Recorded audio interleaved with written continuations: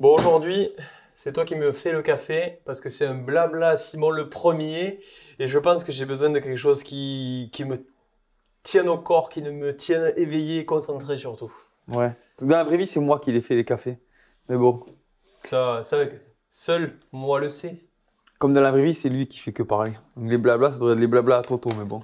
Bon, Terre de Café, merci d'être là pour soutenir ce premier blabla Simon spécial point de pivot haut et on y va direct. Allez, go.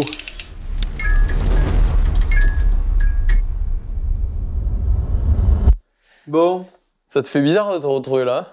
c'est bizarre, ouais, cette place. Heureusement que tu m'as mis un truc que je connais à côté de moi. On a changé un peu le setup. Ah ouais. Bah, en même temps, T'es content avec ton nouvel iPad là? Ouais, on a des sous chez Café O'Neill. On a investi grave. Au moins tu arrives à lire, voilà, tu perds pas tes feuilles. Ouais, ça, attends, on n'a pas fait la vidéo, on fera ça, on verra ça à la fin. Bon, on en parle, je t'explique ou pas? Ouais, parce que du coup, il fallait rentrer en vélo, c'est pour ça qu'on a un peu modifié les plans. Bon, on parle donc, on l'a dit oui. tout à l'heure, hein, du point de pivot haut. Oui, parce que depuis qu'on a ce vélo, on n'arrête pas de nous arrêter pour nous parler de ça. Entre les gens qui pensent que c'est un VAE, mais non, il n'y a pas de moteur là-dedans. Et tout le monde demande, mais c'est cette chaîne en fait qui passe là-haut, là, qui attire l'œil et voilà, il faudrait qu'on en parle un peu. Oui, parce qu'au premier abord, clairement, ça fait, ouais, on peut le dire, hein, pour les personnes non initiées, ça fait vraiment usine à gaz. Je m'attendais à ce que tu dises ce mot, usine à gaz. J'ai jamais vu d'usine à gaz, mais les gens disent ça. C'est une expression. Et c'est pas de chez moi, ça. C'est clair. Usine à casserole, usine à... Regarde avec avec ton iPad. Ah oui, il y a la synthèse de la vidéo qui est là, donc je bouge pas. Bon, on attaque. Si ça s'éteint, je te redonne le code. Oui, il y a marqué synthèse là.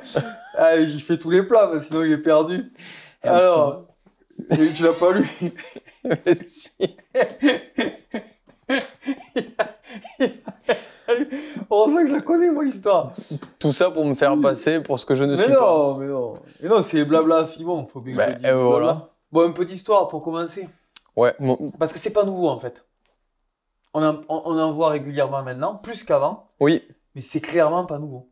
Mais Et moi, ça, en commentaire, ils vont nous le dire. Hein. Parce que là, je suis sûr qu'il y a, vu les commentaires qu'on reçoit actuellement, il y a des gens qui vont aller chercher. qui sont cultivés du vélo, des Ouais. passionnés, ça fait plaisir. Ah oui. Merci pour tout ça d'ailleurs. Je pense qu'il y en a qui vont me sortir des rêves que j'avais oubliés. Moi qui suis un peu plus jeune, bon, j'ai connu certains vélos que tu m'as parlé tout à l'heure, mais pour moi, le point de pivot, c'est Arthur Kett qui l'a plus ou moins ressorti, on va dire, avec le team Commensal. Moi, je l'ai vraiment revu là, en fait. Oui, ça c'est 2018, mais c'est beaucoup plus vieux que ça. C'est années 90, 2000, en descente.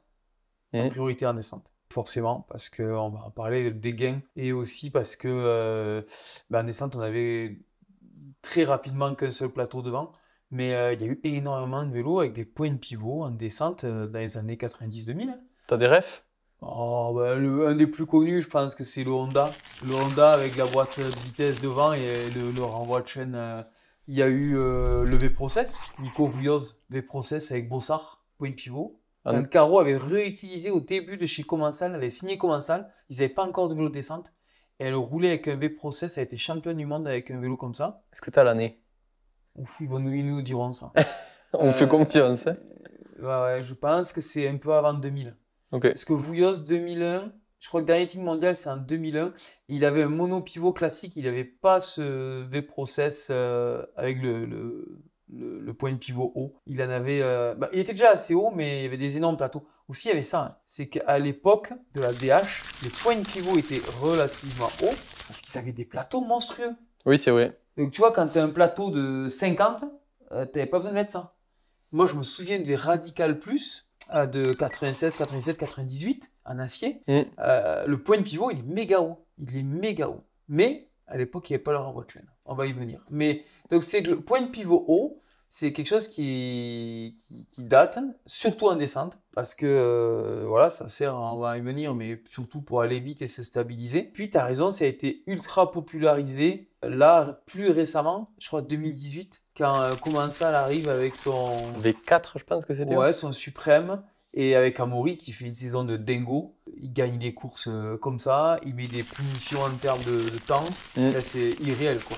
Et là tout le monde s'est dit, wow, bon, ça a l'air de dans marcher. l'industrie du vélo, on s'est dit peut-être que le vélo fait beaucoup et que le pilote, voilà. Donc ça y est, tout le monde s'y est mis. Et là ça a emboîté le pas. Et Norco, Blinky avec son Norco Rome, là, c'était point de pivot. Ça s'est enchaîné après hein, je sais plus les dates de chacun, mais il y a GT qui en a sorti un. Enfin là, et en ce moment, ça arrête pas quoi. Ben là, pour la vidéo, on a le Hop, le H 916, merci. On a le Deviate. Oui. D'ailleurs, à propos, on remercie énormément LS Confidentiel pour nous avoir prêté le vélo. Les Forbidden. Et les Forbidden, Voilà. bien sûr, qu'on a toujours grâce ouais, il y en a à Sport Pulsion. Sport Pulsion. Ouais, donc tu vois, c'est arrivé de la DH, années 90, les solutions techniques, ça a été remis au goût du jour, 2018, et là, ça a pris une grosse ampleur. En DH, il y a beaucoup de vélos, comme on disait, oui. Et on a vu arriver, ça a ruisselé sur des vélos plus petits, notamment en enduro. Donc Forbidden l'a bien démocratisé. Tu as parlé de Deviate. Oui. GT a eu son modèle. Trek, avec le slash. Trek, slash pas longtemps. Le Jekyll, Cannondale, Caven, c'est une marque allemande. Voilà, il commençait à en avoir. Et même maintenant, on voit des vélos encore descendre un peu plus bas sur le segment trail. Comme ce Druid ici. Voilà, Norco, avec le nouveau Optic C3, version 3, pardon, avec 125 mm de débattement. Donc tu vois, c'est tendance. Et pourquoi, on y reviendra tout à l'heure, j'imagine, hein, on ne le voit pas encore sur des plus petits vélos? Est-ce qu'on le verra dans un futur proche ou moins proche? Plus petit que... Moi je pense que c'est bien sur des vélos de trail. Après, en dessous 125, on commence à être dans des vélos de cross-country, je sais pas comment on les appelle, down country, cross-country, où quand même, on verra, ça amène quand même un petit peu de complexité, dès qu'il y a un renvoi de chaîne notamment. S'il n'y a pas de renvoi de chaîne, tu vas voir, mécaniquement, il y a quand même des soucis, parce que maintenant, on est quand même sur des braquets assez consensuels, je veux dire, ouais, on roule plus avec des braquets énormes. Donc les vélos, si tu n'as pas de renvoi de chaîne, aujourd'hui, c'est entre 30, 32, 34, tu vois. Donc si tu parles de point de pivot, c'est plus haut qu'un 34. De suite, après, il faut mettre un renvoi. Donc, et en plus, l'intérêt sur des courses courtes de l'allongement de la roue arrière, c'est quand même assez minime, quoi. Je suis pas sûr qu'au final, il y ait tant de gains à avoir. Peut-être plus un travail sur les géométries, d'avoir des arrières un peu plus longs pour stabiliser la courbe de ratio qui va faire qu'on va optimiser ces vélos. Mais je suis pas sûr que le point de pivot haut en dessous de 120 mm soit vraiment intéressant. Oui, après, on est un sport mécanique et comme toute technologie, il y a des pour, il y a des contre. On va y venir après. Voilà, c'est pour. Ouais. Petite précision avant de passer à la prochaine question et thématique. Je suis ce que tu m'as bien marqué. Les pionniers, t'en as oublié. Balfa, Brooklyn Machine Works. Ah, mais oui. Oui, j'ai oublié, on est allé vite. Je pensais aux compétiteurs français, ouais. Et tu vois, and Canfield Brothers. Canfield Brothers, ouais. Canfield, ils avaient fait Brooklyn Machine, c'est un truc de dingue. Je ne connais pas toutes ces marques. Brooklyn Machine, Pivot, a sorti leur nouveau DH avec un système qui est exactement le Brooklyn Machine qui était les années 90, fin 90, quoi. Remis au goût du jour, amélioré. Donc, c'est un point de pivot où la chaîne passe au-dessus. C'est pour optimiser le pédalage, on va dire que tu aies moins de friction et tout ça. Donc ouais, c'est tout nouveau. Pour plein de gens, ils le découvrent là, mais Brooklyn Machine avait fait ça il y a 20 ans, quoi. Avec 2 chaînes, en fait. Ouais, c'est ça, exactement. J'espère qu'on pourra trouver des photos. On verra ça. Oui. Vous verrez ça de suite. Le Balfa, ouais. Et tu sais que moi, le Balfa, c'est donc le premier vélo à point de pivot haut que j'ai essayé. Parce que pour la petite histoire, tu sais, je roulais en catégorie sport semi-rigide. Oui. En Coupe de France. Sport, c'était un certain débattement, c'est ça? Semi-rigide. Sport, c'est sportif, tu vois. C'était stock après, non? Oui, voilà. Ah ouais, sport. Moi, j'ai commencé, je faisais du cross-country. Moi, en plus, j'ai fait pareil. Mais oui, tu vois. Donc, je faisais du cross-country. Et j'avais un vélo avec une fourche à l'avant. Donc, je fais les Coupes de France. Et en fait, dans les Coupes de France, tu faisais dans les 100 premiers, tu pouvais être sélectionné pour le championnat de France. À l'époque, on ne pouvait pas. Voilà. Et donc, je gagne des Coupes de France avec mon sport, là, et je roule. Donc, je peux faire le championnat de France. Sauf qu'au championnat de France, à cette époque-là, pas de catégorie sport. Tu roules en élite avec tout suspendu. Nickel. Et, ouais, et là, je me suis dit, c'était aux Ors, je me souviens. Ben, heureusement, il y a un team manager de l'époque qui était distributeur Balfa. Tu veux que je dise qui c'était? Je t'en fous qui c'était. Bah, en fait, Balfa, déjà, je connais pas. Balfa, c'est québécois. D'accord. Bromont. Ah, c'était la Coupe du Monde très récemment. Ouais. Peut-être moins récemment pour la vidéo, mais. C'était pas à Bromont. Ouais, mais c'est pas. Pour moi, d'ici, c'est à côté. Ah oui, c'est sûr. C'est comme Loudanviel et Léger, mais bon, c'est pas grave. Les Québécois, excusez-nous, ils savent pas où c'est Bromont. Ah, désolé. Mais j'espère venir un jour. Ouais, Bromont, c'est à une heure au sud de Montréal. Ouais. Il y a eu une Coupe du Monde il y a très longtemps. Balfa, c'était là-bas. Et le distributeur français à cette époque, c'était un monsieur Bruni. C'est Jean-Pierre Bruni. D'accord, ok. Le papa. Ça va, je suis. Voilà, et donc il m'a prêté un vélo, il était super sympa. Il m'a dit, oh jeune, c'est bien ce que tu fais avec ton semi-rigide, je vais te prêter un Balfa pour faire la course. Si je dis pas de bêtises, tu m'en as parlé lors de notre présentation. Ah, peut-être. Je crois. Et, je vous laisserai regarder. Et ben voilà, j'avais testé ce vélo, point de pivot, en acier, à l'époque. En DH, voilà. C'était il y a longtemps ça. Beau souvenir. On va revenir sur une chose qu'on n'a pas assez précisé encore, parce qu'on a parlé du point de pivot, on a parlé de chaîne, de tout ça. Mais c'est pas ce passage de chaîne, le point de pivot, clairement. Faut que tu nous expliques ça. Ah oui, non, ça, le renvoi de chaîne, c'est une conséquence du point de pivot. Je pense que c'est bien détaillé ça. Voilà. Donc en fait, le point de pivot, tu vois, le truc, c'est pourquoi on dit ça? C'est qu'il est haut par rapport à la ligne de chaîne. Tu vois, le plateau, la chaîne, on est relativement tous en monoplateau maintenant. Donc elle se situe par là. Et dès que ce point de pivot, il est au-dessus, on dit que c'est un point de pivot. Alors il y a des points de pivot très hauts. Maintenant on dit qu'il y a des mythes parce qu'ils sont au milieu, comme on va y revenir avec le design du hop. Donc voilà, c'est dès que c'est au-dessus de la ligne de chaîne, on va dire, pas de 5 mm comme un Orbea, mais dès que ça commence à être à 20-30 mm au-dessus, on peut considérer ça comme un point de pivot. Pour moi, ce qu'il faut regarder, c'est pourquoi on fait un point de pivot. Pas pour être haut pour haut. Quel est l'impact sur la cinématique du vélo? Ça, c'est assez simple, c'est de la physique.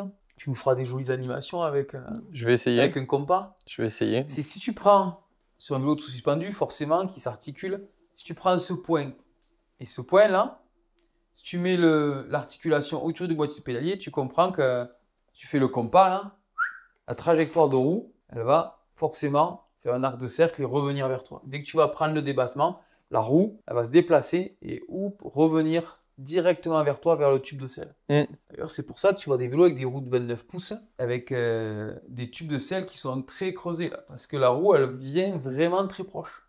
Oui. Quand tu mets un point de pivot, comme le Deviate, avec un monopivot, quand tu fais la même chose, tu mets ton point là et ici, et que tu fais ton coup de compas, tu comprends que s'il est là-haut, le point là, l'arc de cercle, il fait sur la trajectoire et la course de l'amortisseur, il ne fait que monter. Oui. Si ton amortisseur, le Deviate, je crois qu'il y a 60 mm de course. Quand tu as enfoncé l'amortisseur, on n'a pas attaqué encore à remonter vers l'avant. Donc la roue arrière, elle ne fait que reculer. Ok, la courbe en fait, elle part. Exactement. Ok. Donc la trajectoire de roue est ce qu'on appelle reculante. Elle recule. C'est ça en fait l'intérêt du point de pivot. C'est dans les ingénieurs, dans leur cahier des charges, un vélo tout suspendu, il y a plein de composantes. Ses capacités au pédalage, ses capacités à absorber les chocs, son rendement. Il y a certaines marques qui font le choix, et c'est pour ça donc tu comprends que c'est plutôt pour la descente. Ils disent, nous on veut un vélo qui absorbe au mieux les impacts. Donc pour ce faire, en termes de physique, ce qui serait intéressant, c'est que les impacts qui viennent du sol, c'est de faire une roue qui recule. Forcément, quand tu prends un impact, si ça recule, ça s'éloigne et tu as une dispersion de l'énergie qui est bien plus importante et tu as moins l'impression de te faire pousser, quoi. Tu vois. Et oui, l'énergie, elle va dans le même sens, elle va pas buter. Oui, de buter, monter, forcément, ça va taper et ça va partir à l'arrière. Tu vois. Donc, forcément, ça c'est un gros impact sur ta sensation de suspension, sur ta position sur le vélo. On va rentrer dans les détails. Donc, c'est pour ça qu'il y a certaines marques qui se sont dit, nous, le plus important, d'abord, c'est de contrôler la trajectoire de la roue. Donc c'est un petit peu la première ligne du cahier des charges des ingénieurs. Ils le mettent au-dessus, tu vois, ils le mettent en haut, ils disent, alors moi, cahier des charges, je veux que ma trajectoire soit reculante. Après, ils vont dire, la cinématique, le ratio de suspension, après, tu vois, c'est ça. D'autres, ils vont changer.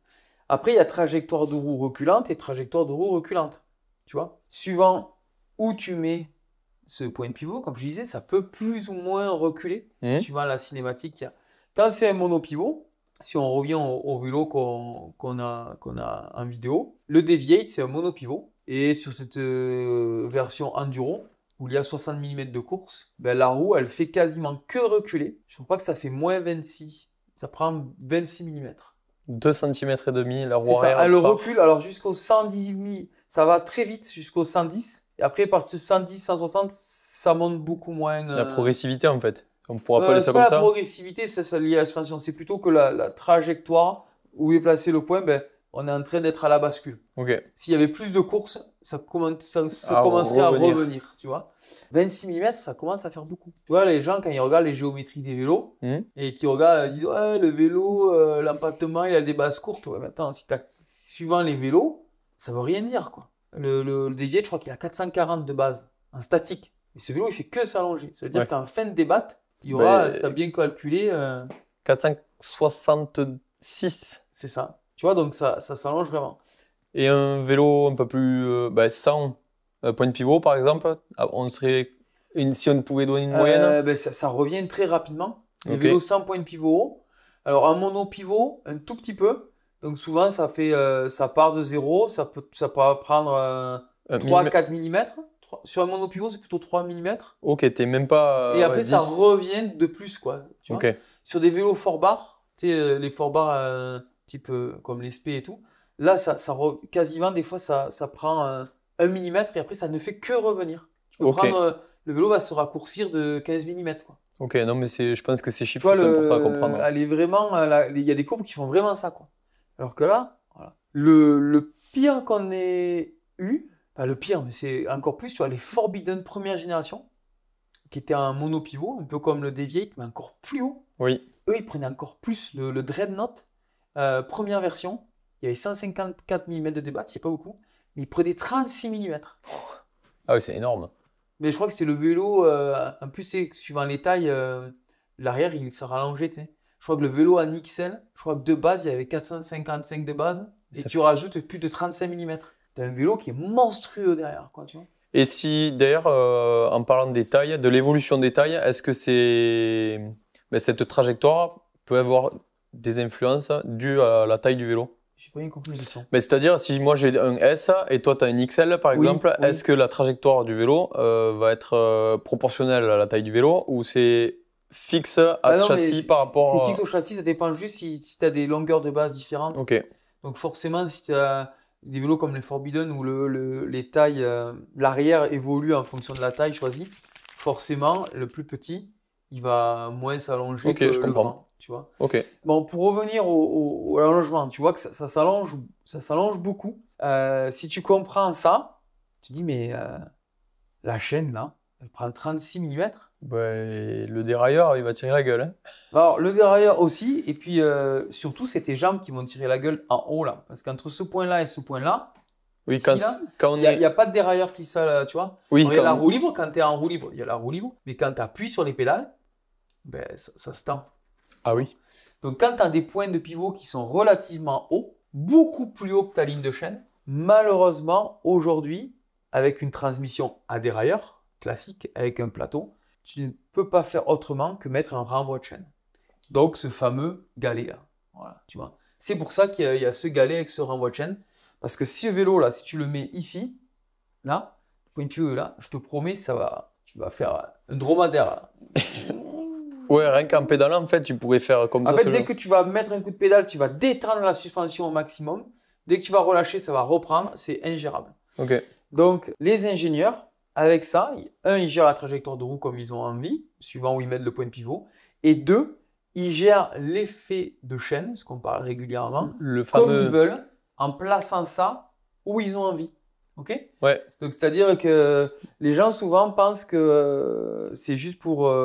par exemple, que les vélos avec ce type de point de pivot n'ont pas de kickback, par exemple, tu vois, pas d'effet de chaîne. Ouais. Ils peuvent en avoir. Le Trek, par exemple, a fait le choix de mettre ce galet relativement bas par rapport au point de pivot pour que quand ça pédale, tu détendes un peu, qu'il soit dynamique. C'est pour ça que le Slash, dans cette catégorie de vélo, il pédale plutôt bien quand tu tournes au rond les jambes. Mais par contre, quand ça tape un peu, ben, tu sens un peu plus de de renvoi que par exemple le Deviate qui en a un peu moins, quoi, tu vois. Donc ça, après l'ingénieur, suivant où il met cette roulette, il peut gérer l'effet de chaîne. Donc c'est-à-dire que quand tu appuies sur la pédale, est-ce que ça s'enfonce ou est-ce que ça détend la suspension? C'est ça l'effet de chaîne. Ouais, je comprends. Voilà. Donc là, l'autre, cet indice anti-squat quand tu vas accélérer. Voilà. Donc là, l'effet de chaîne est désolidarisé de la cinématique, c'est ça? Oui. Donc il est optimisé par rapport au... Oui, c'est ça. Il y a moins de compromis. Donc ça, en termes de conception pour l'ingénieur, c'est super intéressant. Parce que il peut réussir à moduler comme il a envie. Un peu plus fin peut-être. Hein. Ouais, c'est ça. Ça donne une carte en plus en fait. Ça lui donne un curseur un peu plus à jouer. Ok. Voilà. Et ces choses que tu as commencé à dire en début de vidéo, mais qu'on n'a pas assez appuyé, pourquoi on ne voyait pas à l'époque ce style, le point de pivot sur des vélos de trail à cause du triple plateau ou du double plateau? Ouais. En fait, c'est l'avènement du monoplateau qui fait que ce type de cinématique, maintenant, on les voit en enduro et en trail. Grâce à l'arrivée au standard, en fait. Parce que sinon, c'était compliqué à gérer. T'imagines ça, il aurait fallu avoir un truc qui bouge de gauche à droite. Une usine à gaz. Une usine à gaz. Là, une vraie usine à gaz. Donc, maintenant que c'est réglé sur des vélos quand même relativement haut de gamme, c'est quasiment que du mono, apparaît, ouais. Donc on a une ligne de chaîne qui est fixe. Voilà. Point important aussi, pour finir sur le monoplateau, ce qui est intéressant avec les points de pivot comme ça, c'est que la taille du plateau n'interfère pas du tout avec l'effet de chaîne. D'accord. Ah oui, parce que d'habitude, sur les vélos... Parce que le point de pivot, il est là et que ça, c'est fixe. Sur les vélos normaux, imagine que le point de pivot, c'est ici. Et ben, si tu mets un plateau de 30, ben, tu vois bien que la ligne de chaîne elle est beaucoup plus basse, donc il va avoir plus d'effet de tension de chaîne et peut-être plus de kickback en descente, même c'est sûr. Si tu mettais un 36 ou un 38 qui arrivait là, tu aurais beaucoup plus de neutralité. Ok. Donc il y a un gros écart, il y a des variations sur des vélos avec des points qui sont proches de la ligne de chaîne, suivant si tu mets un 30 ou un 36. Tu vois, d'ailleurs, c'est pour ça que souvent ils donnent des plages, tu vois. Parce que tu peux vraiment avoir des gros écarts, quoi. De comportement. Oui, j'imagine. Ça peut verrouiller la suspension ou totalement la plomber, quoi, tu vois. Entre un 28 et un 36, par exemple. Là, tu peux mettre n'importe quel type de taille de plateau, je veux dire. T'as pas de souci. Tu peux mettre un 30 parce que t'as pas les watts. Le vélo, il pédalera de la même façon. D'accord, ok, très intéressant. Ouais, ça c'est intéressant. Chose qu'on peut aborder, qu'on n'a pas parlé en parlant de la petite roulette, c'est on a parlé de la position, mais cette position aussi, elle n'est pas forcément fixée sur le pivot direct. Donc ça rejoint ce que tu disais tout à l'heure, qu'on choisit vraiment. Ah oui. Là, oui, bien sûr, hein, c'est pas concentrique au pivot. Hein. Non, c'est vraiment l'ingénieur qui va le mettre. Il va dire, voilà, mon centre instantané de rotation, il est là. Sur un monopivot, c'est très facile. Sur le Deviate ou sur le Hop, c'est facile, tu le vois. C'est pour ça que ce vélo est important pour nous. Voilà, et tu vois que la chaîne, elle passe vraiment sur le point de pivot, donc c'est assez neutre.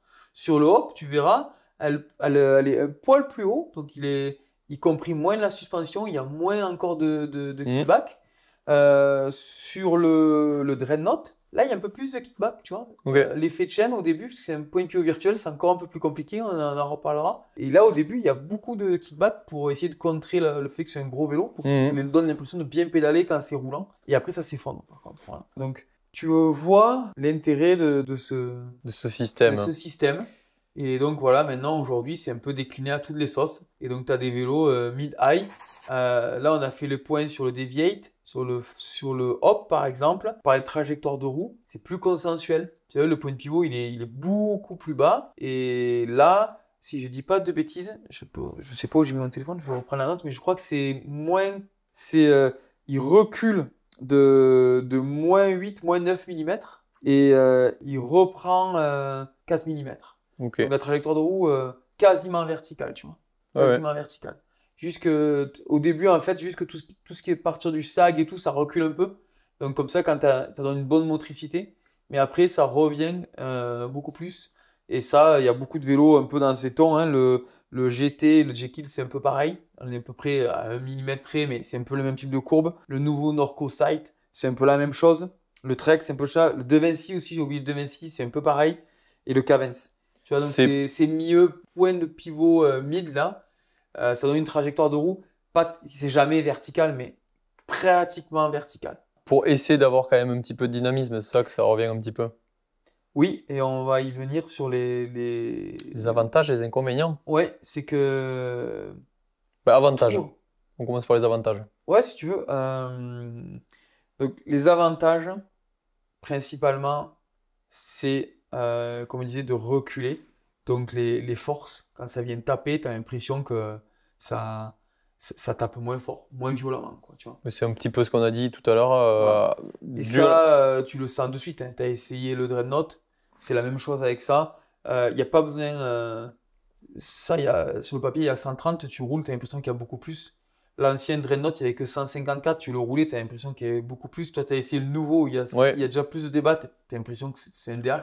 Oh ben moi j'avais l'impression d'être illimité en fait. C'est ça. Donc, ça décuple vraiment, comme ça tape pas, ça décuple vraiment cette sensation de confort. Et, deuxième point très important, ça stabilise énormément la roue arrière. Du fait que le vélo s'allonge, Ça l'empattement allonge, devient il plus est long. super stable. Ce qui est intéressant avec le point de pivot, tu dirais, bah oui, il y a des vélos qui sont de plus en plus longs de l'arrière. Oui. Là, ce qui est intéressant, c'est que quand tu vas doucement, il est court. Dès que tu prends les impacts, il se rallonge. Mais c'est proportionnel un petit peu, entre Voilà. parenthèses. Que par exemple, un vélo type en 4 bar qui va très long, par exemple, qui fait 450 de base, qui va faire que se raccourcir, dès que tu vas rentrer dans le débat, le vélo va devenir moins stable. Là, ce qui est intéressant, c'est que, par exemple, comme un vélo comme celui-ci, je crois qu'il y a 435 de base. Style, tu rentres dans une épingle, tu fais un nose-turn pour... Ben, le vélo, hop, il n'y a pas de charge, il a un statique qui fait 435, tu commences à appuyer, et quand tu as besoin d'appui, il s'allonge, quoi. Ouais. Donc c'est comme télescopique, tu vois. Donc ça, c'est super agréable. Et quand tu as le bon compromis, c'est-à-dire ton vélo, en fait, la roue avant, quand elle prend une débatte, ça recule. Oui. La roue arrière, elle recule. Quand tu as le bon compromis, ben, tu as vraiment une sensation de facilité sur ton vélo, en descente ou en terrain accidenté, qui fait que c'est un peu mode tapis volant, quoi, tu vois. Ah, je confirme cette sensation. Voilà. T'as l'impression qu'il y a moins de cailloux en fait. T'as l'impression qu'il y a moins de dénivelé, de pente. D'aspérité. Ça aseptise en fait le terrain. Ça te met dans une condition plus confortable. Et souvent, quand on est plus confortable, on est plus focalisé à trouver la bonne ligne et à rouler plus vite. Tu vois. Et ça, c'est le gros avantage. Moi qui adore rouler à vue, ben là, je reviens de faire la Transverdon avec ce vélo. Et là-bas, il y a... Des épingles, c'est ça? Alors, il y en a des épingles. C'est du naturel. Les épingles, c'est pas chapé, quoi. C'est sentier.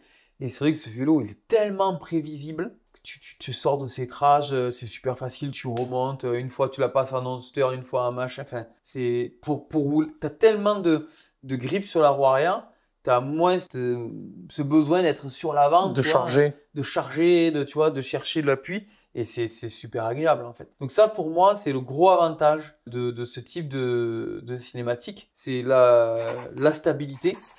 Souvent quand même une kickback qui est quand même moins marquée. Même s'il y a des vélos avec des points de pivot bas qui ont aussi très peu de kickback. Mais là c'est vrai que souvent dès que tu rentres dans le débattement, il y en a moins. Là c'est le cas. Hein. Il y en a, plus tu descends dans le débattement et plus le point de pivot il descend. Il s'en va je veux dire et moins tu as d'effet de chaîne. Donc tu libères énormément la suspension. Et... troisième chose qui est intéressante, on va rentrer dans les détails, hein, mais qui sont intéressantes, c'est que souvent, ces vélos à point de pivot haut, ils ont tendance, quand tu freines, à faire rentrer la suspension, donc à préserver un peu ta géométrie. D'accord, au freinage du coup. Mais qu'est-ce qui se passe quand tu freines fort? Transfert de masse, souvent, donc forcément, l'avant qui plonge. Ben oui, tu vois, tu roules dans ce sens, ça bloque dans l'autre sens, transfert de masse obligatoirement. Oui, c'est logique. Si quand tu freines du frein arrière, la suspension arrière a la tendance à rentrer, ben tu rééquilibres un peu ce système, quoi. Ouais, en fait, ça va le freinage, les suspensions vont appuyer dans le même sens, en fait. Et ça va aider à avoir quelque chose de, encore une fois, sur les terrains naturels, cassants, d'avoir quelque chose de plus prévisible que d'autres types de suspensions qui laissent la suspension plus active, tu vois. Ouais, on va avoir une position, en fait, qui sera un peu plus centrale, un peu plus tout le temps. Un peu plus centrale. Okay. Alors oui, quand tu vas rentrer, forcément, tu vas rentrer la suspension va s'affermir. Mais comme la roue arrière va aussi reculer, tu as quand même une douceur mécanique qui est là, qui compense un peu. C'est toujours une histoire de compromis, hein. Il n'y a jamais rien qui est parfait. Sport mécanique. Mais ça permet d'avoir un combo qui est assez facile et prévisible au freinage. Ok. Voilà. Si, point important, ça amène aussi, parce qu'on a parlé beaucoup en descente, ou partie plate, ou quand il faut s'amuser, beaucoup de conservation de vitesse. le vélo, il conserve beaucoup plus facilement la vitesse. Tu passes sur des racines, des cailloux. Et oui, du coup, il bute pas. Donc tu gardes plus de vitesse. Donc, sur les parties plates, c'est super intéressant. Dans des racines, par exemple, c'est bluffant. Tu mets un coup de pédale et hop, tu continues. Je l'ai bien expérimenté chez toi pendant le championnat de France. C'est incroyable où j'arrivais à passer. Ça vole presque. C'est ça. Et en montée, ça amène énormément de motricité. Et là encore, tu me donneras aux copains qui étaient avec moi à la Transverdon, là, ils ont halluciné. J'ai passé des trucs à... Je crois que j'ai fait 36%. Là. Mais carreau, parce qu'en fait, dès que tu montes, comme la roue arrière, elle ne bute pas, elle épouse, même si c'est mouillé, en plus on a pris des conditions pourries, c'était humide, il pleuvait. C'est ce que t'aimes. Hein. Ça grippe quoi. Ouais, donc tu montes pas vite, mais alors t'as un tracteur. Avec ce vélo, c'est un tracteur quoi. Tu peux monter des trucs de fou quoi. Donc voilà, ça c'est les avantages. Les inconvénients, tu me demandais? Ouais, parce que est-ce que ça pédale ton outil là, parce que ça fait un peu peur. Il y en a. Alors, forcément, premier truc, c'est la complexité de plus de pièces, donc forcément plus de poids. Souvent, les galets, maintenant, là, si tu veux pas qu'ils suivent trop vite, ils sont en acier. Il y a un roulement, donc c'est sûr qu'il y a du poids en plus. La chaîne est plus longue. Il y a les supports pour le mettre, donc forcément, ça amène du poids, dans tous les cas. Ça, c'est pas top. Un peu de prix au foot-fi, j'imagine, dans la conception du vélo, parce qu'il y a un peu plus de pièces. Hein. Oui, aussi, et oui, j'en connais pas des pas chers. Si, Norco, on a un là, en aluminium qui n'est pas si cher. Mais oui, c'est souvent quand même des vélos un peu onéreux. Ça, c'est sûr. C'est Forbidden, ça, c'est clair. De l'entretien, forcément, pièces mécaniques, entretien. Ça, on en a parlé sur la tuto lubrifiant, il me semble. Lubrifier, il faut super bien lubrifier, ça, c'est sûr. Ça, c'est super important de bien lubrifier sa chaîne. Le côté sonore, ce que tu me disais? Oui, alors, à chaque fois, on parle au niveau pédalage. C'est vrai que... Il y a des études là, il y en a qui ont fait des marques et tout, qui disent que dans le segment pareil, pas comparer un cross-country et voilà. Forcément. Il y a des pertes liées aux frictions supplémentaires. On parle de 1-2%. Ok. C'est pas si significatif que ça. C'est pas énorme. Par contre, si tu lubrifies mal et tout, il y a du bruit. Et ça, le bruit, mentalement, ça peut être très vite pesant. Après, les gens, dès qu'ils entendent le... Oui. Voilà. Après, attention, faut pas confondre un vélo à point de pivot qui pédale mal parce que l'ingénieur a fait un choix, par exemple, d'atténuer l'effet de chaîne. Pour un vélo qui soit super confortable, tu vois, comme un vélo DH et mini DH. Norco a fait ça avec le Range, je crois que ça s'appelle, le Shore, tu vois, qui était des vélos au pédalage. Parce que c'était pas un vélo qui était voulu pour pédaler. Il n'y avait pas d'effet de chaîne en fait. Par contre, en descente, on des canapés de ouf, quoi. Donc c'est toujours un compromis. Donc attention, c'est peut-être pas lié à ça. Ok. C'est les choix des ingénieurs, la cinématique. Si la cinématique, le ratio suspension, il est très confortable, ultra doux, l'effet de chaîne très bas, forcément, tu as un vélo qui va pas pédaler. Voilà. Ouais, forcément, ouais. Mais dans tous les cas, plus de pièces, ça c'est un problème. Et un autre point important, qui peut le plus peut le moins, c'est que des fois, trop allongé, ça peut poser des problèmes. D'avoir un petit peu comme du coup le Forbidden première génération? Je pense, voilà, la nouvelle génération, là, maintenant, c'est un fort bar inversé. Donc le point de pivot, il est ici, puis il descend. Donc la trajectoire de roue, elle monte. Je crois que maintenant, c'est moins 26, un peu comme le Deviate. Ouais, ça part à moins 24 jusqu'à 100 mm, et après, c'est droit. Ok. Qu'avant, ça faisait que reculer. Que reculer, et moins 36, tu vois. Pourquoi? Parce que si tu prends tes appuis, sur ton guidon, tes pieds sur les pédales, tes mains sur le guidon, ça sera plus facile. Ça bouge pas, ça. Si le triangle sous tes jambes, là, les roues, elles font vraiment ça, sur des impacts répétés, par exemple, tu prends 2 marches, tu vas avoir l'impression d'aller vraiment sur l'avant, quoi, tu vois. Oui, alors, parce que l'arrière va reculer. Moi, ma position... Ça amène des gros déséquilibres d'assiette, en fait. Oui, c'est logique. C'est comme quand on parle d'effet de bras, où le vélo part sur l'arrière. Mais là, c'est l'inverse, c'est sur l'avant. Donc, tu peux avoir... D'ailleurs, c'est pour ça que beaucoup de vélos avec des vélos point de pivot, ils ont des grands guidons et tout, pour éviter de ça. Voilà. Et d'ailleurs, pareil, imagine ce point-là qui recule énormément. Il y a un impact, il monte énormément. Quand il va revenir lancer, il va repartir. Ça peut avoir vraiment une espèce d'effet boule de neige, tu vois. Ouais. Et donc, on s'est rendu compte que c'est bien de reculer, mais quand tu commences vraiment à rouler vite, fort, qu'il y a beaucoup de ruptures de pente, c'est pas forcément un bon truc de trop reculer. Je pense sur les terrains naturels où ça va doucement, où c'est cassant, caillouteux, c'est ultra intéressant. parce que ça donne une adhérence de dingue.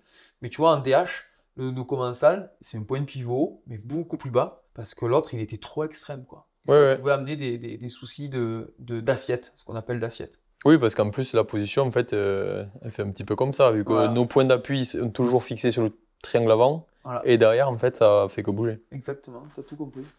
J'essaye quand c'est bien expliqué. Et donc voilà, c'est pas forcément bien d'avoir tout un vélo qui recule.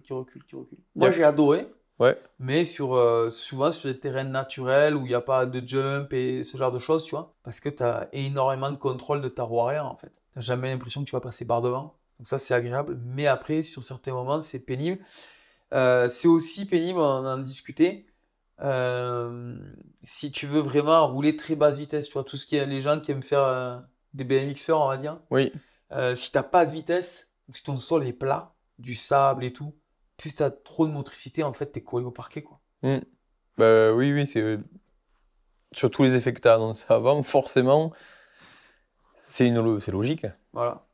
Par contre, dès que tu as un peu de vitesse, c'est bon.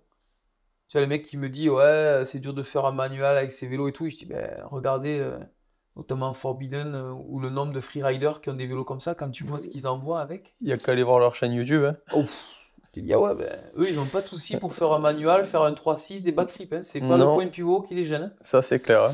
Donc, voilà. Mais par contre, si tu as un terrain aseptisé, plat, souple, et que tu n'as pas un bon niveau technique... Et à contrario, tu me disais que pour les débutants, ça pouvait être une très très bonne option au final. Et oui, ça on n'en a pas vu. Mais tu vois, j'aimerais bien soumettre l'idée à Rock Rider de faire leur vélo avec un point de pivot peut-être pas ultra haut, mais 1000. Parce que pour un vélo comme le fil, là, ben, d'avoir une roue arrière qui est posée, pour quelqu'un qui débute, ça sécurise en descente. Parce que tu as moins besoin de te centrer sur la roue avant, la roue arrière elle est collée, ça absorbe bien les impacts. En montée, tu dérapes jamais. Tu vas monter des trucs que jamais tu aurais monté de ta vie. Tracteur. Donc pour quelqu'un qui est assez passif sur son vélo, c'est super bien. En fait, je pense que le gars qui est passif, ou après le ultra dynamique, c'est super bien. C'est peut-être au milieu là, ceux qui se cherchent un peu, ça peut poser plus de problèmes. Donc ils peuvent ne pas sentir l'intérêt en fait. Ouais, c'est soit basse vitesse, soit haute vitesse en fait. Si on schématise très largement. Ouais, voilà. C'est soit tu as un bon niveau technique, on va dire. Parce que moi, toi, chez moi, ce qu'on fait, nous, ça va pas très vite. Non. Mais c'est super technique en fait. Ouais. Et je suis pas sûr qu'il y a plein de gens, et ben, tu vois, les montées raides, Gas, il a pas les cuisses. Je veux dire, le vélo ne monte pas tout seul. Il faut la technique aussi un petit peu. En descente, c'est pareil. Si t'as pas la technique pour passer ces endroits-là, bon, ben, le vélo, il fait magique. Hein. Il fait pas tout non plus. Voilà, c'est ça. Ok, intéressant. Il y a un vélo qu'on n'a pas parlé. On n'a pas parlé du Lapierre, donc avec la possibilité de faire point de pivot haut ou médium, parce que je sais pas si... C'est vrai. Alors eux, mais les Canfield Brothers aussi ont fait un proto comme ça, où tu peux changer le point de pivot principal, et il y a 3 positions. Donc la position du bas, il n'y a pas besoin du idler, je parle en anglais maintenant, du renvoi de chaîne, et après milieu et haut. Et Lapierre, ce qu'ils ont fait, c'est que ce point de pivot là, c'est un fort bar, hein. C'est un point de pivot virtuel. En changeant la position, ben, ça monte l'effet et tu peux mettre un renvoi de chaîne. Bon, il n'est pas très haut, hein. C'est pas aussi haut que ça. Mais oui, ça fait que tu as une trajectoire de roue qui recule ou qui est plus traditionnelle, qui revient vers toi. Donc un vélo plutôt ultra dynamique et de l'autre côté plutôt stable, posé, quoi. Ouais, donc ça change littéralement le vélo en fait. Ah oui, je pense qu'on l'a pas essayé, mais clairement. Ouais. D'ailleurs, tous ceux qui utilisent plutôt mode descente, ils mettent avec le point de pivot. Par contre, en enduro, ISA et tout, ils l'utilisent pas. Parce que déjà, c'est un gros vélo. Hein. C'est quand même un gros vélo, donc je crois que c'est 160, 170. Elle, vu son gabarit, je suis pas sûr qu'il y ait une utilité d'avoir en plus le point de pivot. Mais à essayer, c'est un des premiers. Il y avait des protos qui ont tourné. J'aimerais voir la pertinence, parce que c'est toujours un compromis. J'aimerais voir. J'ai du mal à... J'ai peur qu'il y ait vraiment trop de compromis, qu'il y ait vraiment une position qui soit mieux que l'autre, en fait. Ok, bah essayez, j'ai envie de dire. Ouais. Lapierre, si vous me regardez. On parlait avec Lionel quand j'étais récupérer le vélo. Pourquoi, ou peut-être c'est déjà fait d'ailleurs, est-ce qu'on ne pouvait pas faire une espèce de patte au niveau du renvoi de chaîne, avec plusieurs positions pour mettre notre galet et peut-être avoir plus... des chaînes différents. Ouais, c'est vrai. Après, c'est les ingénieurs qui choisissent. Moi, avec Hop, quand j'ai bossé avec Hop, parce que c'est le proto que j'ai développé là, qu'on a vu, j'ai plusieurs positions. Qui donnent plus ou moins d'effet de chaîne. Après, je ne te cache pas que chez Hop, on a eu peur de perdre le conso, qui ne sache pas et qui n'utilise pas le bon. Donc après, on a fait un choix. Mais en descente, ça pourrait se voir sur des vélos de pro, d'essayer de modifier ça. En compète, en fait, Commensal peut-être, on l'a déjà fait d'ailleurs, certainement. Commensal, oui, parce que d'ailleurs, Commensal, je ne sais pas si tu te souviens, le DA, au début, il n'avait pas, puis rapidement, ils l'ont mis, le galet. Oui. Et après, on l'a vu, c'est sur une espèce de glissière. Donc, oui, je pense que dans le sport de vraiment très haut niveau, ça peut servir, quoi, tu vois. Ok, intéressant. Ouais. Et un petit truc que je pensais que tu allais me poser, c'est que des fois, tu as vu, on voit des tensions, des systèmes de tension. Ben, le Dreadnought. Il a ça, si tu veux, c'est parce que si tu vois le nombre de dents, hop. Oui, c'est pour le nombre de maillons qui va toucher le plateau en fait. C'est ça, c'est pour avoir une répartition des forces qui soit quand même coordonnée. C'est vrai que plus ça, tu vas le mettre en avant, et moins il y aura de dents qui vont toucher. Et quand tu forces fort, moi j'avais essayé un petit artisan français, un proto. Peut sauter. On sautait, ah ouais, on détruisait les plateaux très rapidement. Donc forcément, quand tu fais ça, tu l'enroules. Et aussi, quand tu as des vélos qui s'allongent énormément derrière, c'est pour éviter aux dérailleurs comme tu disais, de se retrouver comme ça, même un milieu de cassette. Vu qu'on rallonge la chaîne et qu'on on réduit un peu la tension, ça permet aux dérailleurs de mieux travailler. Tu vois, sur ce vélo-là où il n'y a que 130 mm, on n'en a pas besoin. Sur le Dreadnought, c'est conseillé. J'ai vu qu'il y en a qui l'ont enlevé, mais c'est mieux de l'avoir. Ouais, c'est pour répartir le couple de puissance sur le plateau. Ouais, et un peu préserver ta transmission. Ok. Ouais. J'en viens à me demander si c'est un effet de mode ou si ça va continuer. Écoute, moi je pense que ça permet dans un marché qui est ultra concurrencé, il y a pléthore de possibilités d'avoir des vélos avec vraiment des caractéristiques très particulières. Ça ressemble à un vélo avec un point de pivot haut, ça ressemble à aucun autre, quoi. Donc je pense qu'on va avoir des optimisations. En descente, je pense qu'on va continuer à en voir, mais optimiser. Je suis pas sûr que tout le temps on utilise les dérailleurs. Peut-être qu'avec les boîtes de vitesse et tout, on va pouvoir régler certains problèmes parce que tout ce renvoi de chaîne et tout, c'est aussi lié au fait qu'on ait des transmissions à dérailleurs. Demain, on aurait une boîte de vitesse, ça peut vraiment, suivant où tu la places, recentrer le problème. Tu vois. Et après, sur des disciplines plus petites, il faut voir comment va évoluer l'enduro. Mais tous ces vélos mini bike park, DH, ça peut apporter. Et sur les vélos de trail, comme je disais, sur des vélos comme le Druid, c'est pas des vélos pour monsieur tout le monde, malgré qu'il y ait que 130. Les gens, si tu regardes que le débattement à la géométrie, tu peux vraiment te tromper. Oui. Ça donne des vélos avec un caractère très très particulier. Alors moi, j'ai hâte d'essayer Norco, le petit Norco là, parce qu'il a l'air assez joueur et tout. Mais dans l'absolu, ça donne quand même des vélos très typés. Je pense que c'est vraiment adapté pour les gens qui aiment faire des longues sorties sur des terrains accidentés, soit durs à monter, durs à descendre, parce que ça amène tellement de confort, de motricité, que ça aide à aller plus loin. Et voilà, tu vois, je pense que le racer, peut-être pas, parce que le racer, il est capable avec son physique de tout encaisser et tout ça. Mais moi, je sais que j'ai jamais fait autant de sorties longues et dures. Ce vélo. Voilà, tu vois, en Italie, c'est quoi, 110 5002. Voilà, tu peux descendre des pistes d'enduro, moins vite qu'en course, mais tu peux descendre partout et tu montes des trucs de dingue. Donc, je pense que, voilà, c'est pas pour monsieur tout le monde actuellement. Mais il y a quand même un intérêt et je pense que ça va perdurer. Donc là, on est un peu peut-être au sommet de la vague. Ça peut être redescendre un peu, mais il y a toujours des gens qui voudront se positionner différemment des autres et qui vont continuer dans cette voie, quoi. Voilà. Sur les vélos musculaires. Et est-ce qu'on peut en voir sur des e-bikes? C'est une bonne question, ça. On avait vu avec la e-bike, hein, à un moment donné. Ça pose quand même... c'est quand même compliqué sur un e-bike. Il y a moins de problématiques de stabilité et tout. Je pense que c'est quand même un peu plus compliqué à mettre en place sur un vélo, un VAE. Ouais. Avec les encombrements. Moteur et tout ça. Ouais, c'est pas facile à placer. Et puis j'ai peur aussi que ce soit vraiment trop planté, quoi. Oui. J'en ai vu quelques-uns, mais voilà, il y a des niches qui vont le faire, c'est sûr. Mais est-ce que ça va avoir un grand succès? Moins sûr sur le VAE. L'avenir nous le dira. Ouais, écoute, à voir. Allez. J'ai fait un sacré blabla, hein. Bah ouais. Un vrai blabla, Simon. Il m'a dit un quart d'heure, c'est plié.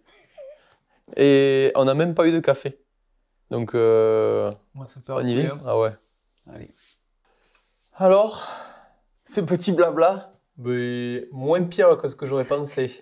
Je pense avoir compris. Ah, tu t'es pas endormi déjà? Ah non, bah plus avec ça, tu peux pas t'endormir. J'espère que vous non plus, que toi non plus derrière ton petit écran ne t'aura pas endormi. J'espère qu'ils auront apprécié. Et appris des choses surtout. Oui, et puis je pense qu'il y aura des commentaires, parce qu'on a aussi oublié des choses. Voilà. Très certainement. Le sujet est tellement dense. Et vaste. Et pour supporter ça, il faut liker surtout. Surtout liker, surtout partager et s'abonner. Eh oui. Parce que vous n'êtes pas encore assez d'abonnés. C'est bizarre ça, hein, beaucoup de vues et pas tant d'abonnés. Mais 65% des gens qui nous regardent ne sont pas abonnés. Ah oui. C'est la stat de la journée. Du coup, on s'était dit qu'on ne dirait pas trop après, abonnez-vous, c'est vite chiant, on a tous marre de ça. Ah bah oui. Mais en fait, on est obligé de le rappeler. Sinon ils oublient. Ouais, tant pis. Tant pis pour vous, c'est la correctionnelle. Bon, après, je pense qu'ils ont déjà squeezé à l'autre vidéo Ah bah oui, qui allez. s'affiche en part sur les côtés. C'est clair, ils sont déjà partis. Ciao!